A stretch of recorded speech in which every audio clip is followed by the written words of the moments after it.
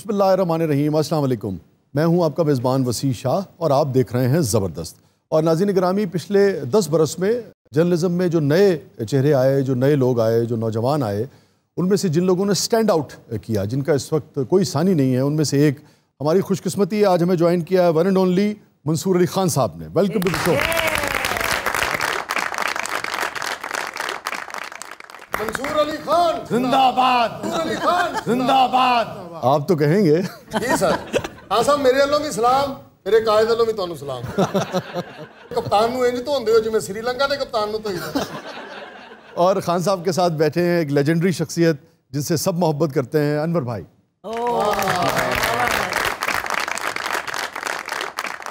बहुत बहुत शुक्रिया जनाबे।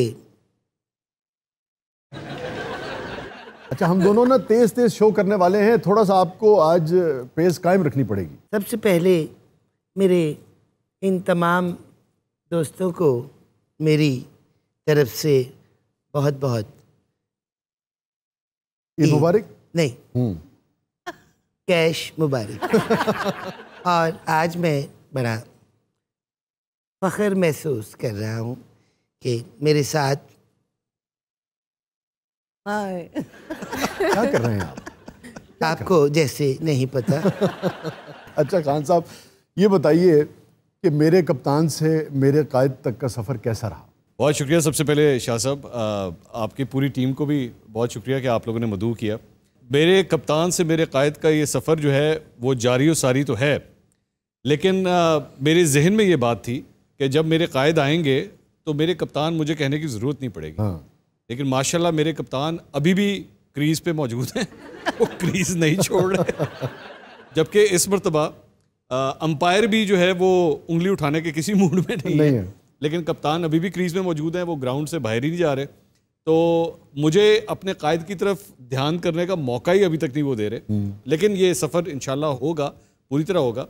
लेकिन अभी चूँकि कायद का अभी बिल्कुल सफ़र का आगाज़ हुआ है तो नज़रें पूरी हमारी उनके ऊपर हैं। 2-4 गलतियां की हैं उन्होंने। हाँ, आते साथ और आते साथ किया भी उस पर प्रोग्राम जी बिल्कुल। पहले जो एक तकरीबन 70-72 लोगों की एक लिस्ट बन गई थी जो जाने लगी थी सऊदी अरब, लेकिन फिर वो सुकड़ के और कम हो गई उस प्रेशर की वजह से ही सब जी लोगों के। अब मुझे उम्मीद है कि वो इस तरह गलतियां करेंगे, आगे भी चल के करेंगे। और मेरे कायद का सफ़र जारी रहेगा बिल्कुल मेरे कप्तान की तरह। लेकिन आपको लगता है कि मेरे कप्तान ने जो गलतियां की वो मेरे कायद भी करेंगे? नहीं, मेरा नहीं ख्याल वैसी गलतियां होंगी, लेकिन उनकी गलतियों का एक अपनी टोकरी है जिसमें से वो एक एक करके चीज़ें, मिसाल के तौर पे वो अपने ख़ानदान के लोगों को नवाजना नहीं छोड़ सकते। अब अभी आप देख लीजिए ना, ऊपर खुद बैठ गए, नीचे साहबजादे को जो है वज़ीर आला बना दिया।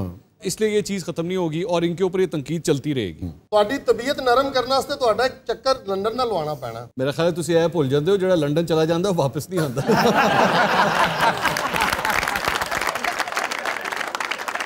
अच्छा अनवर भाई, आप तो मगर खान साहब के हक में है ना, जो आपकी गुफ्तगू और वीडियोस आते हैं, तो आपको कैसा लगता है खान साहब का प्रोग्राम, मंसूर अली खान साहब का? वसी भाई, मैं यकीनन हर खान के हक में हूँ। आप मंसूर अली खान के भी हक में हैं, इमरान खान के भी हक में हैं? नहीं, मैं इनके बाद मायरा खान के हक में। उनका नाम आते ही आपकी जो बाछें खिल गई हैं और खिल तो इधर भी रही हैं। ढूंढ उजड़े हुए, हाँ फराज साहब आ गए। अभी ठहर तो जाए।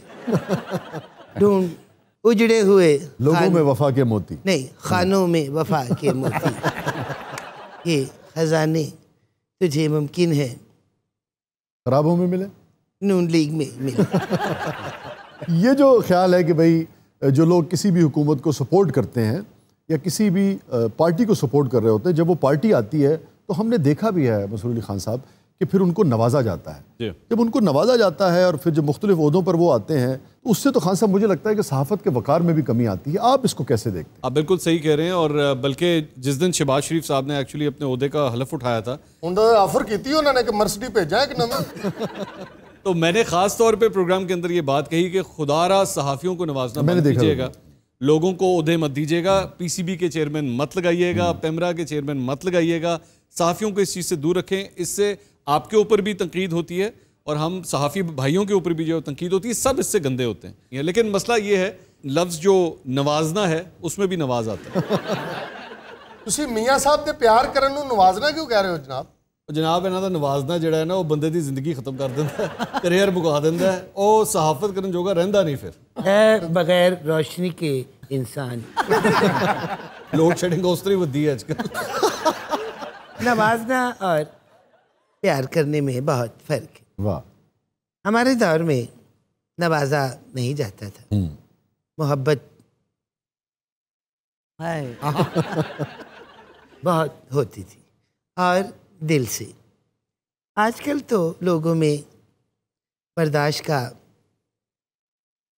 मादा कम हो गया। नहीं, बर्दाश्त का मैदा कम हो गया है। बर्दाश्त का, अनवर भाई मैदे से क्या ताल्लुक है? वैसे इनका दौर था कौन सा? ये बार बार जो कहते हैं मेरे दौर में नहीं होता था इस तरह। आप माशाल्लाह बड़े मसरूफ़ होते हैं मुल्को नवाज की खिदमत में।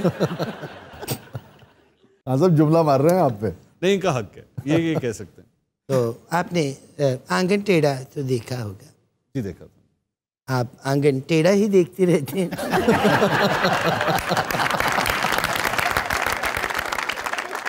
तो वो शहबाज शरीफ ने तो नहीं लिखा, इस नाचीज ने लिखा था। ये हकीकत है, बस ये इन्हीं टेढ़े आंगनों को हम सीधा करने की कोशिश कर रहे हैं। मेरा कप्तान तो आज तक सीधा हुआ नहीं आपसे।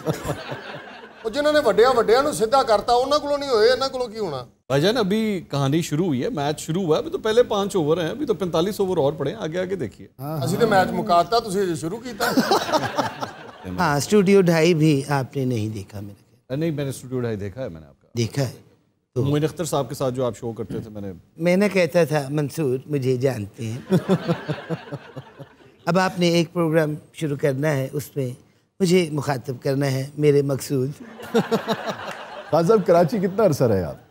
मैं शाह साहब तकरीबन 8 साल। 8 साल। और पहले ये नहीं कि आप लाहौर से गए और फिर वहाँ रहे? जी, पैदाइश मेरी लाहौर की है। पैदाइश लाहौर। और मैं 28 साल का था जब मैं कराची गया था, फिर 8 साल वहाँ पे। तो क्या फ़र्क है कराची की लाइफ में और लाहौर की ज़िंदगी? जिंदा दिलाने लाहौर जो हैं वो वाकई जिंदा दिलान है, और कराची के अंदर ये है कि काफ़ी प्रोफेशनल माहौल है। अच्छा। मतलब हमारे यहाँ पे लाहौर के अंदर अगर काम करने का जो स्टाइल है तो थोड़ा चिल किस्म का है, मतलब उसमें कोई इतनी अर्जेंसी नहीं होती। लेकिन कराची के अंदर जो है बड़े टाइम के लोग पाबंद हैं, प्रोफेशनल हैं, डिसिप्लिन हैं। ये दोनों के दरमियान एक फ़र्क है। तो कभी कभी आप इसको मिस करते हैं कि ऐसा कोई माहौल भी होना चाहिए, ज़रा आराम से हो, लेकिन फिर प्रोफेशनलिज्म कराची के अंदर मेरे ख्याल में कितना फ़र्क है, यानी कि काफ़ी फ़र्क है या थोड़ा बहुत? इन्होंने मेरा ख्याल कराची का चिल नहीं देखा। Just chill. अच्छा खान साहब, आपके वालिद साहब कारोबार करते थे और आप उनका कारोबार संभालते भी थे, फिर कारोबारी एक फैमिली से होने के बावजूद एकदम से जर्नलिज्म में कैसे आ गए? शाह साहब, मैं तकरीबन 27-28 साल की उम्र थी मेरी, और मुझे ये फील होता था कि इंसान को ख़ुद कुछ करना चाहिए। आपके अपने बलबूते के ऊपर कोई चीज़, आप खुद आपका प्रोजेक्ट हो, कोई ये ना कह सके कि जी आपने विरासत के अंदर ये मिला और आप उसको इसी तरह कंटिन्यू करते रहे। तो मैंने इसीलिए एक चैनल के अंदर जाके नौकरी स्टार्ट की, और एक रिपोर्टर के तौर पे मैंने अपनी इस करियर का आगाज़ किया। अच्छा, हमारा ख्याल ये था कि सिर्फ न्यूज़ एंकर के तौर पे आप आए? नहीं, मैं रिपोर्टर था। अच्छा। मैंने एक रिपोर्टर के तौर पे आगाज़ किया। अब इसको आप मेरी किस्मत समझिए कि क्या, कि जिस महीने में मैंने आगाज़ किया उसी महीने में अदलिया तहरीक शुरू हो गई, इफ्तिखार चौधरी साहब वाली। तो बिल्कुल हर जगह एकदम अफरा तफरी का माहौल हो गया।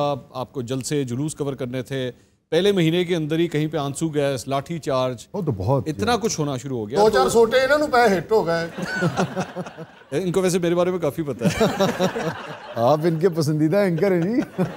तो उसने मुझे काफ़ी मतलब थ्रिल दिया कि ये तो बड़ी ज़बरदस्त फील्ड है, और वो सिलसिला करते करते आज 15 साल हो गए। मंसूर भाई बड़े अग्रेसिव एंकर हैं आप। मैं जनाब की 150 किलोमीटर के नाल गेंद सुटना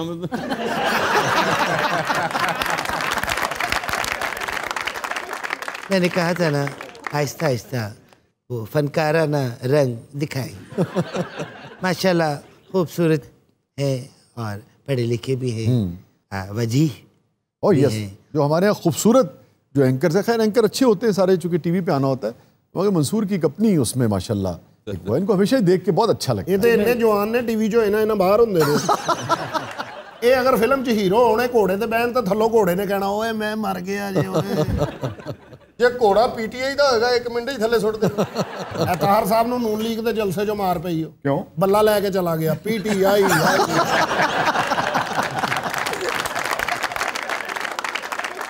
खान साहब, ये क्या वजह है कि हमारे यहाँ, बस मेरी राय, हम चूँकि दोस्त भी हैं, मैं आपको बहुत बहुत ज़्यादा करीब से जिसे कहते हैं कि जानता हूँ, आपका उठना बैठना, आपके बहुत सारे निजी मामलात पर भी, मतलब जिसे कहते हैं मैं गवाही दे सकता हूँ आपके किरदार की, बहुत ज़िम्मेदारी से मैं बात कर रहा हूँ। मगर ये क्या वजह है कि हमारा ओवरऑल जर्नलिज्म में एतबार कायम नहीं है, किसी का भी वो नहीं रहा।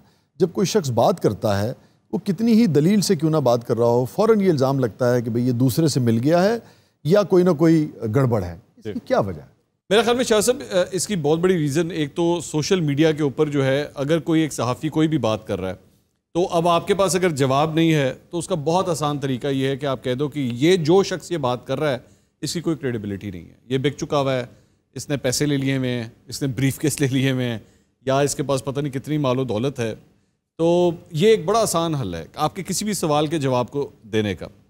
आप उस पॉइंट पे नहीं आएंगे जो सवाल वो सहाफ़ी उठा रहा है, लेकिन आप उसको नलिफाई करने के लिए सिंपली इतनी सी बात कह देंगे और कहानी ख़त्म। तो ये एक स्ट्रैटेजी है जो चलती है, और ये सिर्फ मैं ये नहीं कहूँगा कि इमरान खान साहब या पीटीआई करती है, यहाँ सिर्फ सब भी सिर्फ पाकिस्तान नहीं, आप चाहे डोनाल्ड ट्रंप को उठा के देख लें, आप नरेंद्र मोदी को उठा के देख लें, CNN एक तरफ है, फॉक्स न्यूज़ एक तरफ है, फॉक्स एक तरफ वो है, सारे ही स्ट्रैटेजी के तहत काम करते हैं कि भाई जहाँ कोई मुश्किल सवाल आएगा आप सिंपली कह दें कि ये बिका हुआ है, कहानी खत्म। अच्छा खान साहब, आपके बचपन के बारे में मेरे ख्याल में कम, चूँकि आप बहुत ही कम जाते हैं शोज़ में, अभी भी ये तो हमारी मोहब्बत है कि आपने हमारी दावत और रिक्वेस्ट कबूल कर लिया, आप तशरीफ़ ले आए।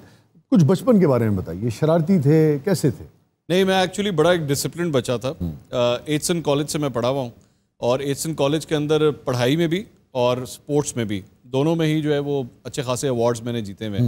तो बड़ा वो जैसे घर में कहते हैं ना, बड़ा संभला हुआ बच्चा है, टाइम पे उठता है, टाइम पे सोता है, शरारतें नहीं करता, बिल्कुल उस तरह का बचपन। लेकिन हमने तो आपको बहुत शरारती पाया जी, वो जवानी से शुरू हुआ। अच्छा, पहले नहीं थे? नहीं, बचपन में, क्योंकि आपने बचपन की बात की तो बचपन में नहीं था, जवानी से काम शुरू हुआ। बचपन इज भी टू द पॉइंट। जवानी में फिर वो अंधी मचाई इन्होंने। मंसूर साहब, जवानी में कोई मोहब्बत हुई हो आपको? जी बिल्कुल हुई थी, और जिससे हुई थी उसी से शादी हो गई।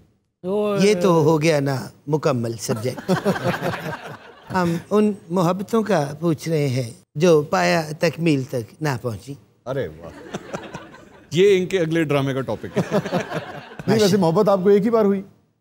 आप यही कह सकते हैं एक ही बार हुई। नहीं, यही कह सकते हैं कि क्या मतलब? भाई उन्होंने घर भी तो जाना है। नहीं, ये जो जुमला है ना, यही कह सकते हैं, अब ये कटेगा नहीं। नहीं, आप काटिएगा भी नहीं, मैं तो खुद फ्री स्पीच के हक में हूँ, तो आप काटिएगा भी नहीं। वो इसलिए क्योंकि जब आप उससे ज़्यादा पहले की जो उम्र थी उसमें आपको पता भी नहीं होता कि एक्चुअली ये मोहब्बत भी है कि नहीं है, हम तो उसी कश्मकश में रहते हैं। तो ये वो वाली स्टेज थी। अच्छा, आप ये कहना चाह रहे हैं कि जब सबा बहन से आपकी मोहब्बत हुई और शादी हुई, उससे पहले हुई? उससे पहले, उसके बाद नहीं? उसके बाद नहीं। तो उससे पहले जो है वो जो भी दौर गुजरा उसमें समझ भी नहीं थी ये मोहब्बत कहलाई भी जा सकती है कि नहीं। इतने भी मासूम ना बने। माशाल्लाह, इतने हैंडसम हो और हैंडसम ना हो। अब ये खान साहब वाला हैंडसम है। अच्छा, तो किस नौइयत की मोहब्बतें थी जी वो? नहीं, वो मैं मिसाल के तौर पे किसी के कभी कोई कपड़े पसंद आ गए, किसी के कोई बाल पसंद आ गए, इसको मोहब्बत तो नहीं कह सकते। हाँ, इसको जरूरत कह सकते। छोटे से वक्त के बाद वापस आते हैं। हमारे साथ मौजूद हैं one and only Mansoor Ali Khan साहब और अनवर भाई। आप देख रहे हैं जबरदस्त।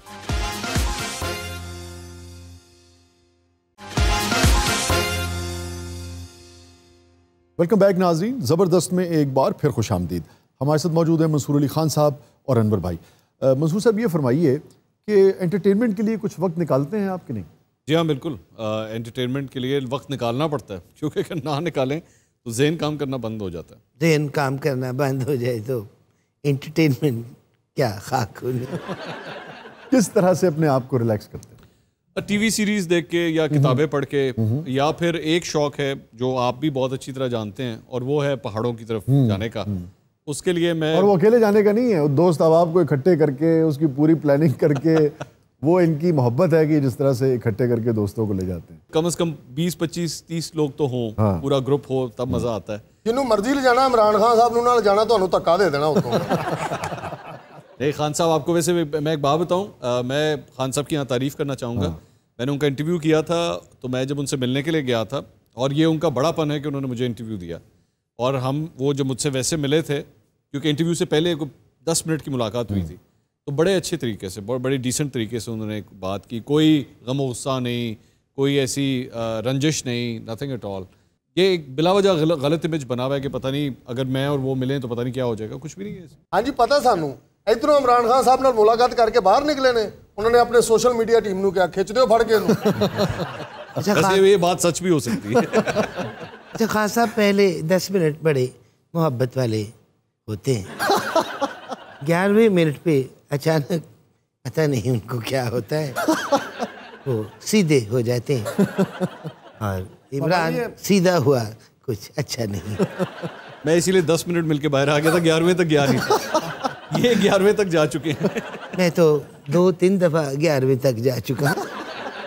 हाँ साहब, ये बताइए कि सोशल मीडिया देखिए अपने मौक़िफ़ के ऊपर डटे रहना, दलील के जवाब में दलील देना, चलें ये तो हमेशा चलता रहा है जी, एक दूसरे के ऊपर जो कहते हैं ना जुमलेबाजी करना, तो हमेशा रहा है। उस ज़माने में भी जो अखबारात होते थे क्या क्या नहीं एक दूसरे के ख़िलाफ़ छपता था, मगर ये फैमिलीज़ को उसमें घसीटना, फैमिलीज़ की तस्वीरें, और फिर तस्वीरों के अंदर पहले तो तस्वीरों का ही कोई जवाज़ नहीं है, प्राइवेट तस्वीर कैसी ही क्यों ना हो उसको कोई जवाज़ नहीं किसी का कि उसको किसी मकसद के लिए इस्तेमाल करें, मगर फिर उसमें फ़ोटोशॉप करना, ये तो बड़ा यार तकलीफ दे अमल है।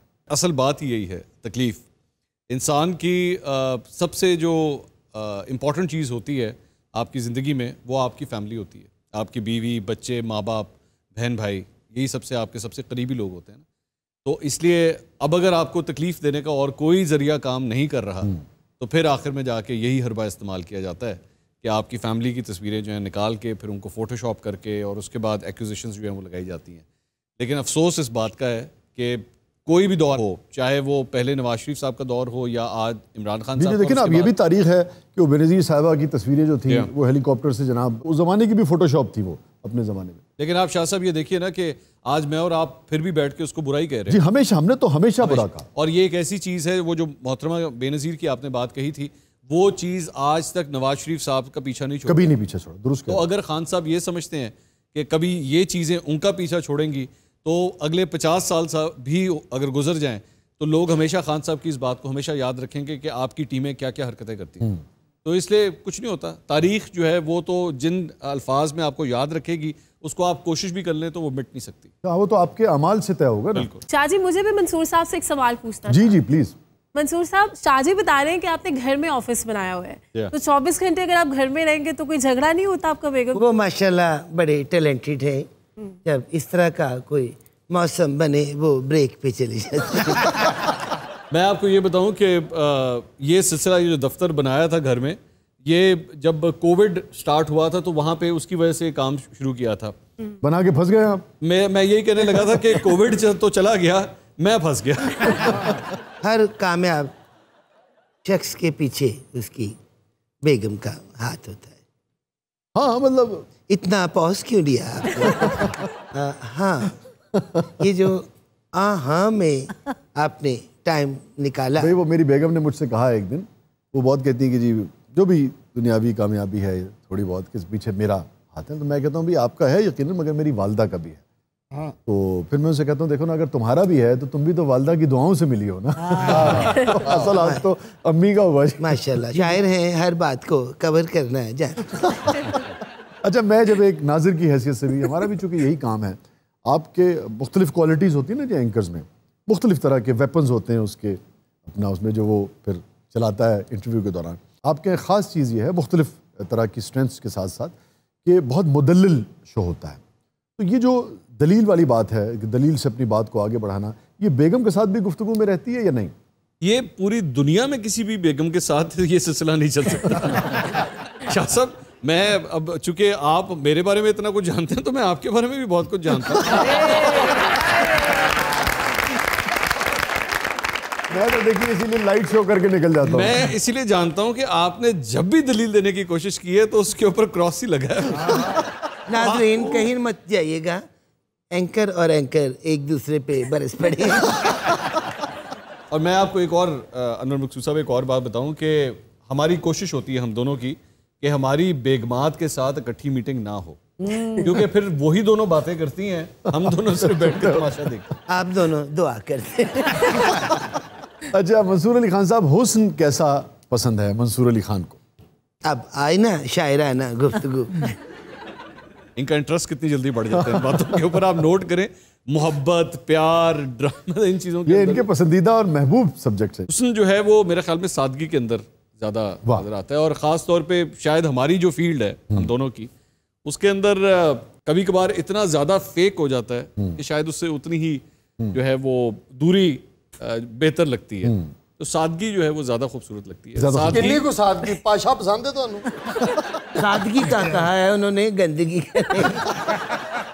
अच्छा, अब जो हमारे एंकर्स हैं, ये स्टार्स हैं हमारे आज के अहद के, तो हर तरह के लोग जो हैं वो मिलते हैं, लोग अपनी मोहब्बतों का इजहार भी करते हैं। सिन्फ नाजुक जो है, सिन्फ मुखालिफ, वो भी हर तरह की अपनी मोहब्बत का इजहार करती है। तो ऐसा कोई वाक़या आपके साथ कभी पेश आया? किस तरह का? वो आपके साथ कोई वाकया ऐसा पेश करवाना चाहते हैं कि कोई ऐसी बात निकले कोई दिलो जान से फिदा हो गया हो आप पे, और आपने हाँ कह दी हो? आज आप अपना ड्रामा लिख के जाएंगे मुझे। तकरीबन पौना तो हो चुका। नहीं, जाहिर बात है सबकी ज़िंदगी में ऐसे मौके आते हैं। मतलब मेरे ख्याल में मैं कोई अगर ऐसी कोई बात कहूँगा भी तो उसमें कोई हैरानगी वाली बात तो नहीं होगी। ਉਹ ਸਿੱਧੀ ਤਰ੍ਹਾਂ ਦੱਸੋ ਤੁਹਾਨੂੰ ਆਈ ਲਵ ਯੂ ਕਿੰਨੇ ਕਿਹਾ ਹੈ? आप तो इन तमाम चीज़ों से मुबर्रा है। तुसी ना कहना, बाकी खैर है।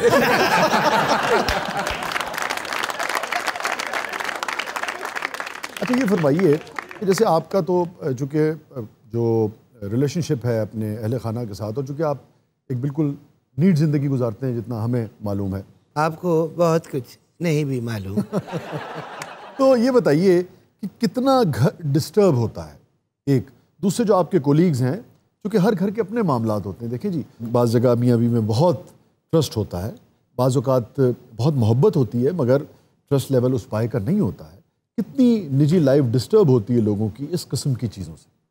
क्या सब, मैं मेरे ख्याल में ये कहना चाहूँगा कि शायद अगर मेरी वाइफ के साथ मेरी जितनी अंडरस्टैंडिंग है, और अगर शायद वो मेरी ज़िंदगी में ना होती, तो आज जो भी जितनी भी मुझे सक्सेस मिली है ज़िंदगी में, वो शायद मुझे ना मिलती। क्योंकि उनका ट्रस्ट, उनकी सपोर्ट हर इम्पॉर्टेंट मरहले के ऊपर अपनी ज़िंदगी का, जब भी मैंने बड़ा डिसीजन लिया है तो उस पर उन्होंने मुझे गाइड किया, मुझे सपोर्ट किया। और कितनी ही बातें क्यों ना हुई, बड़े मुश्किल हालात भी आए ज़िंदगी के अंदर, उन्होंने हमेशा मेरे साथ खड़े होने का फ़ैसला किया। कभी भी मुझे डाउट नहीं किया या कभी मुझे डिस्करेज नहीं किया।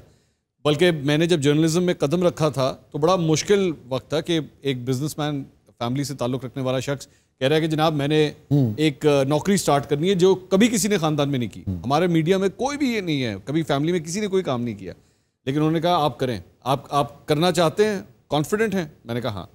तो उन्होंने कहा आप करें। 2 महीने नहीं मिलते, रिपीट शो देख के सो जाते हैं। तो 15 साल के बाद जो है वो आज जो उनकी सपोर्ट थी उसी का फल जो है वो आज मिल रहा है। माशाल्लाह। हमारी जो बहन है वो बहुत ही एक बावकार और शानदार खातून है, इसमें कोई शक नहीं। निजी ज़िंदगी में कौन सी चीज़ आपको ज़्यादा खुश करती है, फैमिली के हवाले से, बच्चों के हवाले से?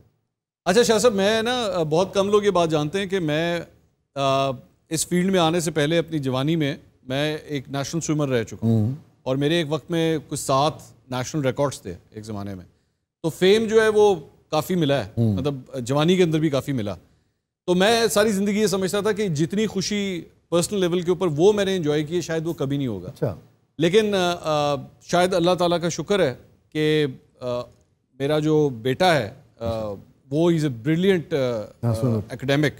हाँ, वो पढ़ाई के हवाले से वो बहुत, और जब मुझे उसने आके बताया कि जी मेरे 9 A's आ गए हैं O लेवल्स के अंदर, सेलिब्रेट भी किया था हमने सबने। जी हमने बिल्कुल इकट्ठे हमने बल्कि सेलिब्रेट किया था।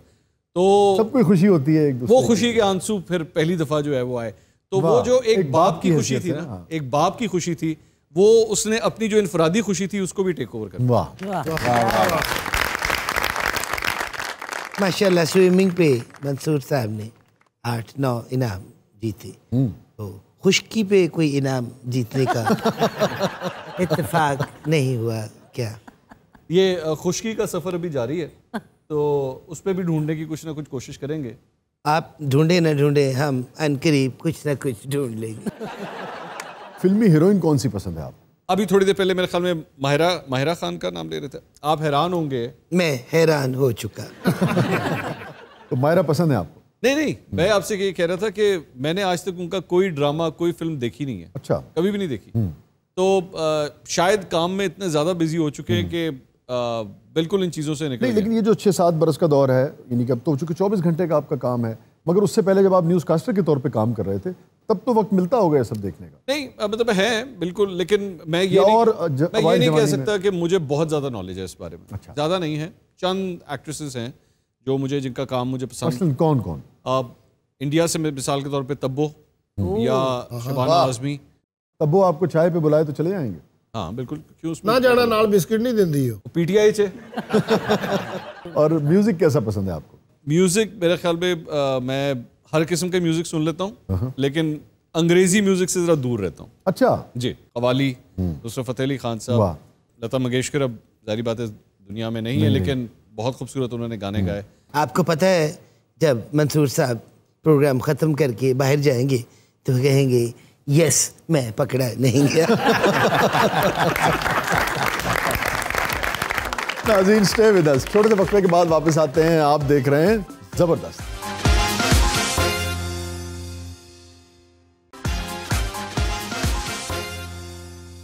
वेलकम बैक नाज़रीन, ज़बरदस्त में एक बार फिर खुशामदीद।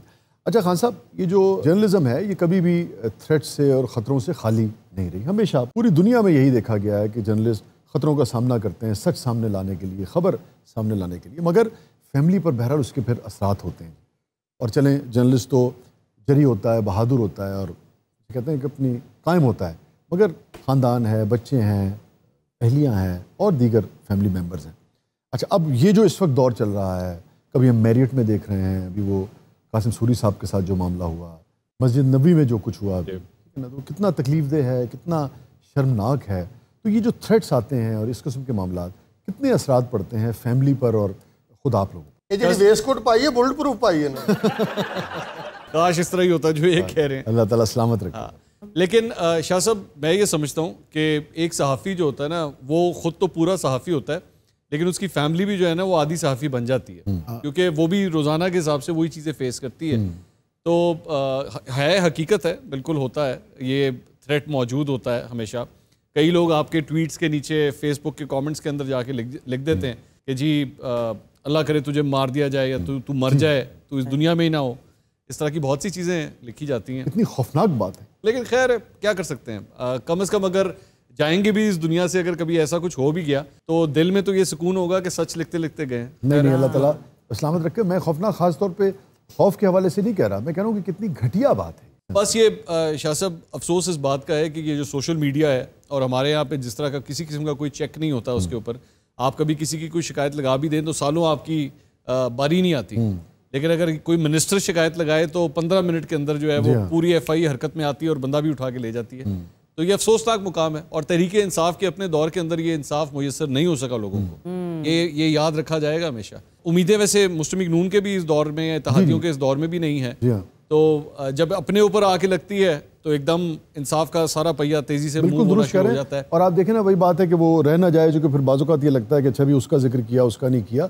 अब ये सेठी साहब के साथ क्या हुआ था नून लीग के दौर में, दीगर जो सहाफ़ी थे उनके साथ क्या हुआ था, वो जंग अखबार के साथ क्या हुआ था, वो किस किस तरह से लोगों को निकाला गया, वो भी तारीख है। उस वक्त सोशल मीडिया नहीं था, मगर हथकंडे और रवैये तो यही थे। इन्होंने को मुखालफ पूछे ना, तुसी मंसूर खाओ, अगो डंड करके कहंदे नहीं मैं सलमान खान।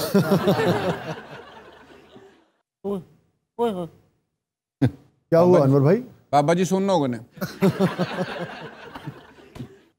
कुछ चाहिए क्या आपको? नहीं। तो फिर ये क्या कर रहे थे आप?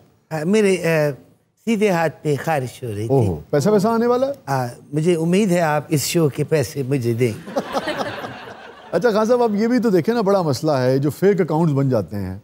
अब ये हमारे ताहिर अंजुम साहब हैं, अब इनके भी नाम से वो ट्विटर किसी ने बना लिया, ट्विटर का अकाउंट, और जो चाहता है वो पोस्ट कर देता है। लोग इनसे पूछते हैं कि भाई ये क्या मामला है। मैं बहुत परेशान हाँ खान साहब, यकीन करो, गाला किसी ने कटनी ने मार मैनू पै जानी।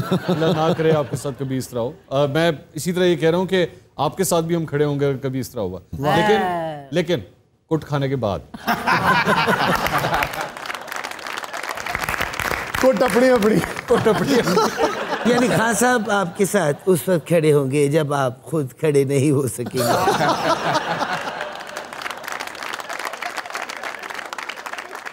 मैं और जॉन एलियस। अरे जॉन भाई मुझे अक्सर कहते थे, अबे अनवर जरा अगला पहिया तो उठा। हम क्योंकि अपनी मर्जी के मालिक थे, मैंने एक दफा जोश में आके दोनों पहिए उठा दिए। मैं और जॉन भाई लबे सड़क आ गिरे। ओहो। और हम शर्मिंदा नहीं हुए क्योंकि हम उतरते ही ऐसे थे। 5-10 मिनट हम लोगों ने इंतज़ार किया। जब हमें किसी ने नहीं उठाया तो बेसाख्ता जॉन भाई के मुंह से ये शेर निकला। कौन सा? बोलते क्यों नहीं मेरे हक में। आपने पड़ गए जुबान में क्या? मैं शेर यहीं छोड़ दूं?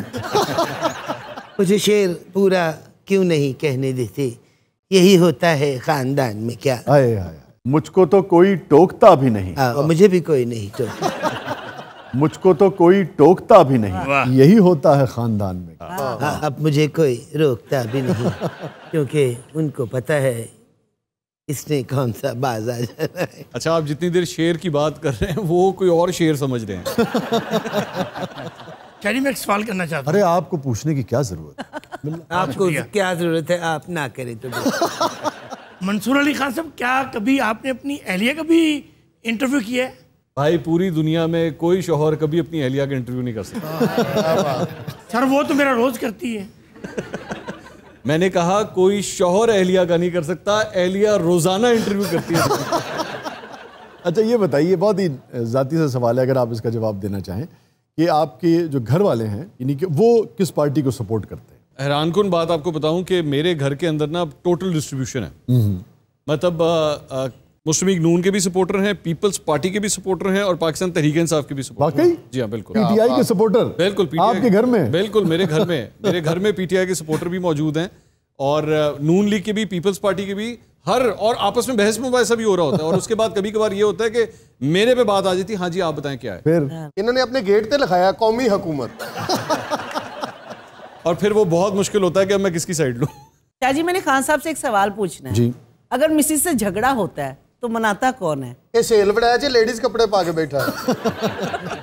जब हम मंसूर अली खान साहब के घर गए, पहले उन्होंने गेट खोला, फिर अपना कुत्ता खोला, फिर हमें देखकर उन्होंने गेट बंद कर लिया। फिर पता नहीं उनके दिल में क्या आया, फिर लाफ्टर दिया और कहा अंदर आ जाए। अच्छा, कुत्तों का शौक है जी आपको? आप तो मिले हुए हैं। लेकिन वो मतलब गार्ड डॉग नहीं है। हाँ। बड़ा छोटा सा कुत्ता है, लेकिन वो अपने आप को समझता है कि मैं गार्ड डॉग हूँ। लेकिन हाँ सर, मेरे सवाल का तो जवाब देना। हाँ जी, लड़ाई हो तो क्या? हाँ, इनका बड़ा अच्छा सवाल था। जी बिल्कुल, मुझे उनको मनाना पड़ता है। और लेकिन उनकी एक हमारी ना, जब शादी हुई थी तो आपस में एक डील हुई थी जी। वो डील ये थी कि जब भी लड़ाई होगी वो उसी तारीख के अंदर अंदर खत्म होगी। वाह, अरे वाह, बड़ी खूबसूरत बात। मतलब हमने रात के 12 बजे क्रॉस नहीं करने देना, अगली तारीख नहीं आने देनी, उसी को बैठ के वहीं पे घंटा लगे, 2 घंटे लगे, कुछ भी है, उस गिले शिकवे को उधर ही खत्म। लेकिन किसी बेगम से कोई बेगम इतनी जल्दी बहस निपटा सकती है दुनिया में? सर एंकर किस काम की? ये बड़े कारीगर ने आखिरी मिनट च मना लेंदे ने। अनवर भाई, आपने कभी अपनी मिसेज को मनाया? इन्हां दी लड़ाई ना भी होई होवे मना लेंदे ने। हाँ, उम्र ऐसी है, हम लड़ते कम हैं और मनाते ज्यादा हैं। अच्छा, वैसे लड़ाई आपकी होती किस बात पे? ਉਹ ਇਹਨਾਂ ਦਾ ਮਾਈਕ ਬੰਦ ਕਰ ਦਿੰਦੇ ਨੇ। भाभी कहंदे ने तुसीं सारी जिंदगी हुक्मराना नाल लड़दे रहना, अमीर असीं कदों होना। वैसे ये जो माइक बंद करने वाली बात थी ना, कुछ हद तक सही है कि अक्सर इल्ज़ाम जब कभी हो, कोई बहस मुबाहिसा हो, तो फिर एक जुमला आता है आगे से कि मेरे सामने एंकर मत बनिए।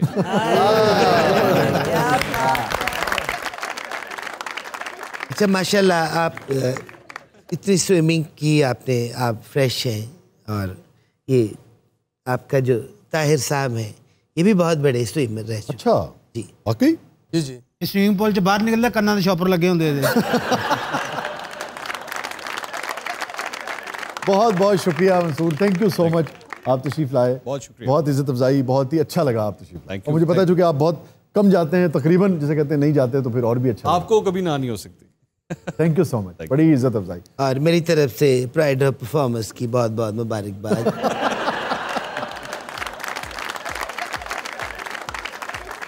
नाज़रीन, ये था आज का शो, इजाजत दीजिए, अल्लाह हाफ़िज़।